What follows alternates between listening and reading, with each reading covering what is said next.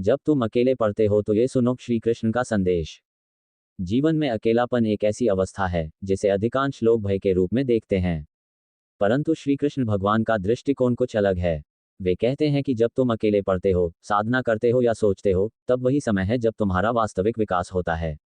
भीड़ में तो केवल प्रदर्शन होता है, परंतु अकेले में आत्मा का निर्माण होता है।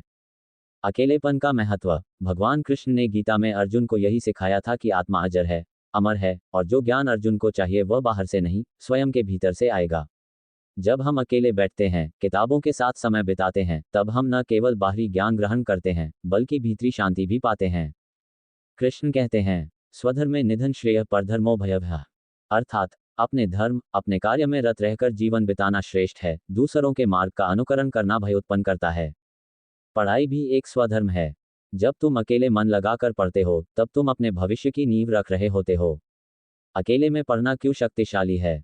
अकेले पढ़ते समय डिस्ट्रैक्शंस नहीं होते, मन भीतर उतरता है। ये वह समय होता है जब बाहरी दुनिया के शोर से हटकर तुम अपने सपनों, लक्ष्यों और आत्मा की आवाज को सुन सकते हो। श्री कृष्ण कहते हैं कि जब साधक अकेले बैठकर ध्यान करता है, पढ़ाई करता है, तो वह परमात्मा से जुड़ने लगता है। गीता में भगवान कहते हैं, यत्र योगी एकाग्रचित्त आत्मान पश्यति। जहां योगी एकाग्रचित होकर आत्मा का साक्षात्कार करता है। अर्थात जब तुम एकाग्र होकर पढ़ाई करते हो, तो न केवल ज्ञान अर्जित करते हो, बल्कि अपने भीतर छुपे उस श्रेष्ठ पुरुष को भी जागृत करते हो जो तुम्हारी नियति बदल सकता है। अकेलापन, डर नहीं, अवसर।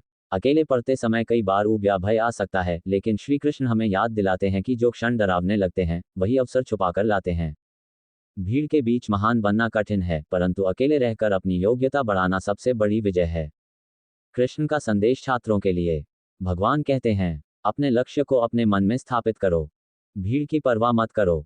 अकेले में जितनी मेहनत करोगे, उतना ही फल जीवन तुम्हें देगा। ये समय तपस्या का है, दिखावे का नहीं।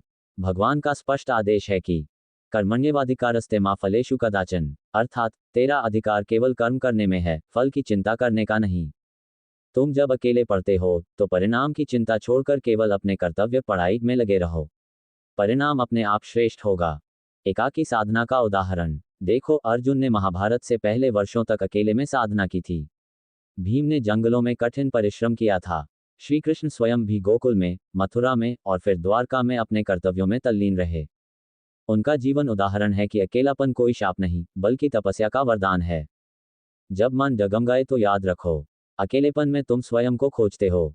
पढ़ाई में डूबने से ही सच्चा आत्मविश्वास आता है। तुम्हारा आज का परिश्रम ही कल की विजय गाथा बनेगा। भीड़ तभी सम्मान देती है जब तुम अकेले में स्वयं को मजबूत बनाते हो। प्रेरणा के शब्द। श्री कृष्ण कहते हैं, उद्धरेदात्मनात्मान्नात्मान मवसादयेत। अर्थात स्वयं अपने द्वारा अपना उद्धार करो, स्वयं को नीचा मत गिराओ। जब तुम पढ़ाई में मन लगाते हो, भले ही अकेले हो, तुम अपने उद्धार की दिशा में कदम बढ़ा रहे हो। यह अकेलापन असल में भगवान का वरदान है, जो तुम्हें दुनिया की भीड़ से हटाकर महानता की ओर ले जा रहा है। समापन। तो हे साधक, जब भी अकेले पढ़ने बैठो तो घबराओ नहीं। समझो कि भगवान श्री कृष्ण स्वयं तुम्हारे साथ बैठे हैं, तुम्हें आशीर्वाद दे रहे हैं। तुम्हारा हर एक शब्द पढ़ना, हर एक पंक्ति समझना तुम्हें उस लक्ष्य के निकट ले जा रहा है, जिसे पाने के लिए तुमने जन्म लिया है। जैसे अर्जुन ने अकेले में अभ्यास कर महायुद्ध जीता था, वैसे ही तुम भी आज के अकेले पढ़े गए पन्नों से कल अपने जीवन का रण जीत सकते हो। याद रखो, जब तुम अकेले पढ़ते हो, तब भगवान तुम्हें देख रहे होते हैं और मुस्कुरा रहे होते हैं। तुम पढ़ते रहो, संघर्ष करते रहो, क्योंकि तुम्हारा परिश्रम व्यर्थ नहीं जाएगा।